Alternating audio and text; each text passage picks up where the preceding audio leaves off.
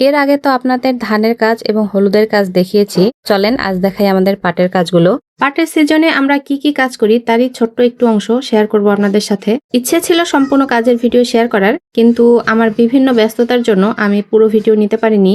আজ পুকুর থেকে পাটগুলো তুলে বাড়িতে আনা হচ্ছে। সবগুলো পাট এবং পাটখড়ি এখানেই শুকানো হবে। এর জন্য পুরো উঠানটা আমি পরিষ্কার করে নিচ্ছি।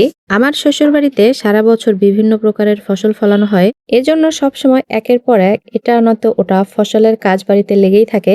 এই তো কিছুদিন আগেই পুরালু তোলা হলো, এখন লাউ আর সিম তোলা হচ্ছে, সাথে বিভিন্ন প্রকার শাকসবজি তো আছেই। আর কিছুদিন পরে জমিতে আলু বোনা হবে।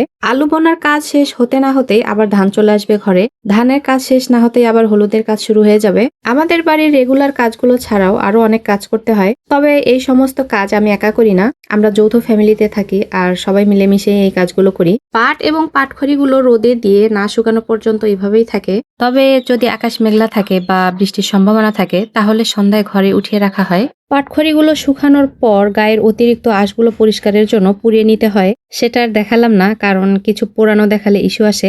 এরপর পাটখড়িগুলো নিজেদের কাজের জন্য স্টোর করে রাখি আর অতিরিক্ত পাট এবং পাটখড়িগুলো বিক্রি করে দেই। তো সম্পূর্ণ কাজ মিলিয়ে এইটুকু ভিডিওই নেওয়া ছিল, এর বেশি আর দেখাতে পারছি না। তো আজ এই পর্যন্তই। সবাই ভালো থাকবেন, সুস্থ থাকবেন। আল্লাহ হাফেজ।